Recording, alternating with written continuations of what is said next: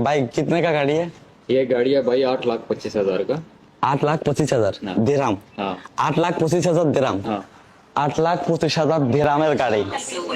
8,25,000 দিরামের গাড়ি। 8,25,000 দিরামের গাড়ি। 8,25,000 দিরামের গাড়ি। হেড শালার চুপ কর। আমরা কি তোর মতো ভোদাই নাকি? না আমাদের তোর মতো পাছার ঘুম মাথায় থাকে। আমরা তোর মতো বোকাচোদা না যে এক কথা 100 বার বলার পরও কোনো বালও মাথায় ঢুকে না। আর ঢুকবেই বা কেমনে? তুই তো একটা শালা টিকটকার।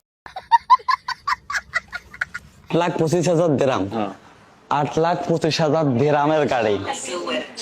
8,25,000 দিরামের গাড়ি। আরে অপু ভাই, তোর কি কোনো লজ্জা শরম নাই? এত বড় বেহায়া কেন তুই? তোরে কতবার বলছি চুপ কর চুপ কর। আর আমাদের তো এতবার বলার প্রয়োজন নাই, আমরা তো তোর মতো টিকটকার না। 8,25,000 দিরাম। हाँ 8,25,000 দিরামের গাড়ি। 8,25,000 দিরামের গাড়ি। আচ্ছা অপু ভাই, তুই আমারে বল, তোর কি এই বাংলা কথা বুঝতে কষ্ট হয় নাকি আমাদের কথা তোর পুটকির ভিতরে পৌঁছায় না? কোনটা ভাই?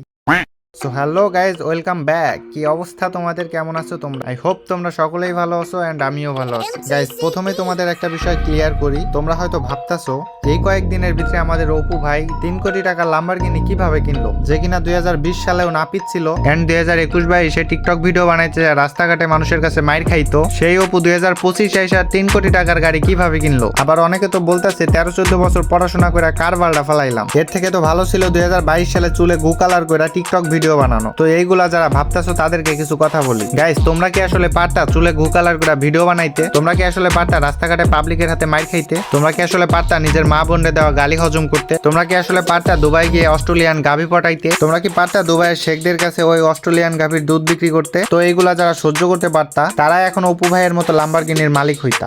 তেমন কিছু না গাইস, মুঠো কিডনি বেচে ল্যাম্বরগিনি নিলাম, এই আর কি ঘটনা।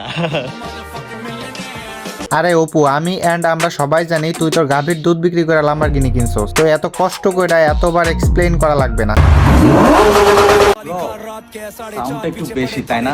ল্যাম্বরগিনি তো চিন্তা করতেছি তোমাদের ঘুম আসবে তো নাকি ঘুম হারাম হয়ে যাবে। গাইজ এই বোকাচোদা আবাল গাড়ি কিনছে 3-4 দিন, আর এই 3-4 দিনে গাড়ির শোরুমে 300-400টা ছাপড়ি মার্কা ভিডিও বানাই। গাইজ আমার এই সরল মনে একটাই কোশ্চেন, ওই কি আসলে এই গাড়ি কিনছে নাকি শোরুমের ওই ম্যানেজারকে ওই অস্ট্রেলিয়ান গাড়িটার এক রাতের জন্য দিয়ে হাত পা ধইরা করা ভিডিও বানাইতেছে? আর ওই যদি আসলে এই গাড়িটা কিনে তাহলে কি এই 3-4 দিন একটাবারের জন্য দুবাইয়ের রাস্তায় গাড়িটা উড়াইতে পারলো না? যদি আসলে এই গাড়িটা কিনতো কি এতদিনে ওর গাড়িটা বাসায় পৌঁছাইতো না? তো গাইজ এই ছিল আজকের ভিডিওটা কেমন লেগেছে কমেন্ট করে জানাবে। আর রায়হান দা রোস্টার চ্যানেলে নতুন হয়ে থাকলে প্লিজ গাইজ সাবস্ক্রাইব করে পাশে থাকবে। তো দেখা হবে নতুন কোনো ভিডিওতে, ততক্ষণ পর্যন্ত সবাই ভালো থাকো।